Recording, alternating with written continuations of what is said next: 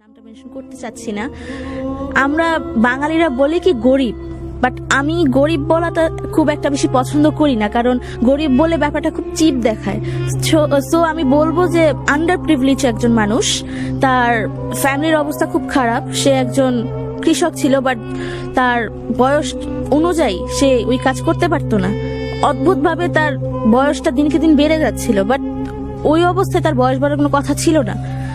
যাকে আমি ঘটনাতে আসছি, তার ঘরে ফার্স্টে একটা মেয়ে হয়, এরপর পরপর 5টা ছেলে।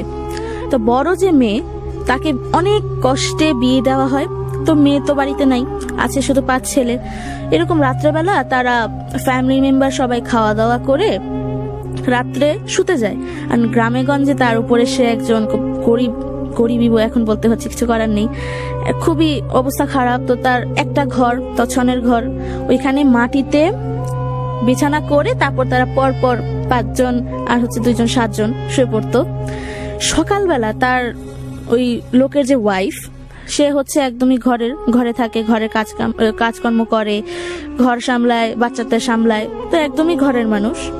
হঠাৎ করে তার সকালবেলা 6টা-7টা থেকে ঘুম ভেঙে যায়। নর্মালি সে ফজরের আজানের পরপরই উঠে, বাট সেই দিন তার 6টা-7টা থেকে ঘুম ভাঙে। এটা ন্যাচারালি সে ধরে নিছে, যেহেতু তাকে ঘরের কাজ করতে হবে। উঠে দেখে তার ফ্যামিলির সবাই আছে, বাট তার বড় ছেলে নেই। ছেলেদের মধ্যে যে বড়, সে নাই। কই কই কই, তাকে খুঁজে পাওয়া যাচ্ছে না। এরকম পরে তার হাজবেন্ডকে ডেকে তোলে, তারা আশেপাশে খুঁজলো, নাই। নিজেদের গ্রামে খুঁজলো, সেখানেও নাই। আশেপাশে 2-3টা গ্রামে খুঁজলো, সেখানেও নেই। তাদের অবস্থা খারাপ। এরকম খুঁজতে খুঁজতে 4 দিন হয়ে গেল, এখন অব্দি তাদের ছেলেকে তারা পায়নি। তারা খুব বেশি টেনশন করতেছে, খুব বেশি ওরা ভয় পেয়ে গেছে যে কি হইলো না হইলো। ঘরে দরজা ভিতর থেকে বন্ধ ছিল, জানালাও ভিতর থেকে বন্ধ ছিল, বাইরানোর কোনো সুযোগ নাই। তাহলে বের হলো কিভাবে? এখন তারা এসব ভাবতে ভাবতে, তার মার তো কেটে কেটে অবস্থা খারাপ, কারণ তার বড় ছেলে খুঁজে পাওয়া যাচ্ছে না। স্বাভাবিক মার মন। এখন কি করবে। এইদিকে আমি ছেলের পজিশনটা বলছি। এখন ছেলে কোথায়? আমার যে নানা বাড়ি, আমার নানার এককালের জমিদার ছিল আমাদের এলাকার। সো তার বাড়িটা বিশাল বড় সড়ো একটা বাড়ি। তার বাড়ির পাশেই এই 50 থেকে 60 হাত দূরে একটা ক্ষেত আছে, এবং ক্ষেতটা বিশাল বড় ক্ষেতটা আমাদেরই পূর্বপুরুষদের। তার ওইখানে মাঝখানে একটা বট গাছ, আর বট গাছের জায়গাটা এমন একটা জায়গায় একদম মিডলে, যেখান থেকে হিসাব করি না কেন বট গাছ থেকে সেখানকার হিসাব একদম অ্যাকিউরেট, বলতে গেলে বৃত্তর মধ্যবিন্দু। তো ওই বট গাছটা সবাই খুব মানতো, সবাই খুব পুজো করতো। আমাদের এলাকার বেশিরভাগ মানুষ ছিল হিন্দু। তো যার ফলে ওই বট গাছটাকে তারা পুজো করতো, খুব সম্মান করতো, মনে করতো এখানে কোনো শক্তি আছে, এখানে কোনো দেবতার বাস, যার ফলে ওইটাকে তারা সবাই খুব মানতো। তো এরকমই একদিন এক মহিলা ওই বট গাছে পুজো দিতে আসে। পুজো দিতে আসার পর সে খেয়াল করে উপরে বট গাছের একদম মগডালে কিছু একটা বসে পা দুলাচ্ছে। এটা দেখে মহিলা খুব ভয় পেয়ে চিৎকার দেয়। তো চিৎকার শুনে আশেপাশে কিছু লোকজন চলে আসে। তারপর লোকজনকে দেখায় যে বট গাছের মগডালে কেউ একজন বসে আছে।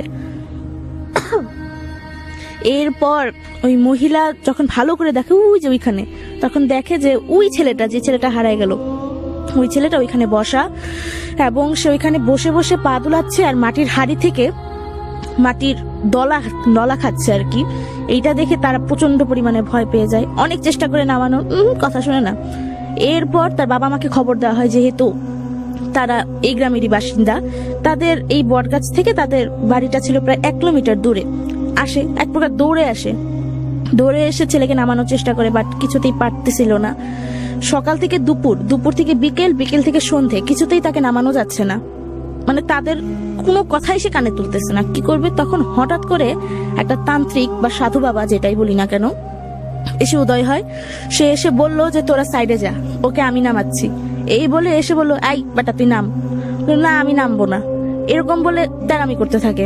পরে হাতের মধ্যে কোনো সামথিং একটা পাউডার টাইপের কিছু নিয়ে সে একটা মন্ত্র পড়ে ফু দিল।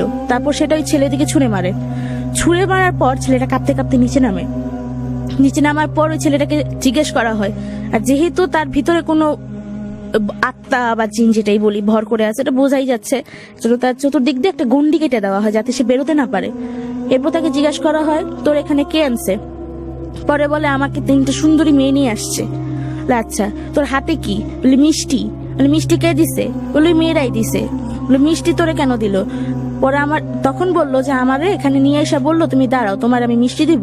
এরপরে এক হাড়ি মিষ্টি আমাকে দিল, আর আমি এখন বসে বসে মিষ্টি খাচ্ছিলাম, তোমরা আমার নিচে নামাইলা কেন? পরে বললো মিষ্টি তোরে কেন দিছে? বলে এমনি, আমারে কিছু বলে নাই। বলে আচ্ছা তোরে কেমনে আনছে?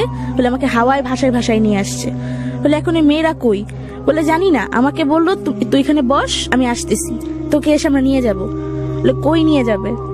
বলে আমাকে বলে নাই কই নিয়ে যাবে, বলছে নিয়ে যাবে। এরপর থেকেই আমি ওইখানে বসে বসে মিষ্টি খাচ্ছি।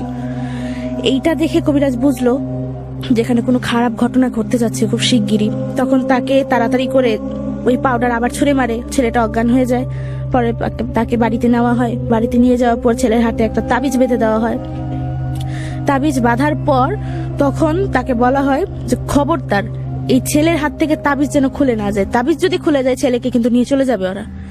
এরপর ওই ছেলের হাতে তাবিজটা বেঁধে দেওয়ার ফলে ছেলেটার কিছু হয় নাই, কিন্তু প্রতিনিয়ত তার ফ্যামিলিকে ভয় দেখাতে থাকে, কিন্তু কোনো কাজ হয় নাই। ওই কবিরাজের ওই তান্ত্রিকের ওই তাবিজটা কাজে দেয়। এবং সবচেয়ে আশ্চর্যজনক ব্যাপার যেটা, যেই তান্ত্রিক তাদের সাহায্য করলো, ওই ঘটনার পর ওই তান্ত্রিককে না ওই এলাকায় দেখা গেছে না ওই গ্রামে দেখা গেছে। তাকে কোথাও খুঁজে পাওয়া যায় না। অনেক মানুষ খোঁজাখুঁজি করছে তাকে, বাট তাকে খুঁজে পাওয়া যায় নাই। সবাই মনে করছে এটা হয়তো উপরওয়ালারই কেউ দূত এসে তাকে বাঁচাই দিয়ে চলে গেছে, কিন্তু আসলে এটা কি ছিল এটা এখন অব্দি কেউ বুঝতে পারে নাই। ওই ছেলেটার এখন আর কিছু হয়নি, ওই লোক তাদের ফ্যামিলিও এখনো বেঁচে আছে। বাট এই ঘটনাটা গ্রামে এত বেশি পপুলার, যার কাছে জিজ্ঞেস করি সেই বলে যে এই তো এই ঘটনার পর তাদের কিছু হয়নি, বাট ভয় এখনো দেখানো হয়, এখনো মাঝে মধ্যে ভয় দেখানো হয় রাত বিরেতে। সো আশা করি আর তাদের কিছু হবে না, তারা ভালো থাকবে। তো ভাই এইটাই ছিল আমার শেষ ঘটনা। জাগো FM 94.4। নামটা মেনশন করতে চাচ্ছি না। আমরা বাঙালিরা বলি কি গরিব, বাট আমি গরিব বলাটা খুব একটা বেশি পছন্দ করি না, কারণ গরিব বলে ব্যাপারটা খুব চিপ দেখায়। সো আমি বলবো যে আন্ডার প্রিভিলেজ একজন মানুষ, তার ফ্যামিলির অবস্থা খুব খারাপ। সে একজন কৃষক ছিল, বাট তার বয়স অনুযায়ী সে ওই কাজ করতে পারতো না। অদ্ভুত ভাবে তার বয়সটা দিনকে দিন বেড়ে যাচ্ছিল, বাট ওই অবস্থায় তার বয়স বাড়ার কোনো কথা ছিল না। যাকে আমি ঘটনাতে আসছি, তার ঘরে ফার্স্টে একটা মেয়ে হয়, এরপর পরপর 5টা ছেলে। তো বড় যে মেয়ে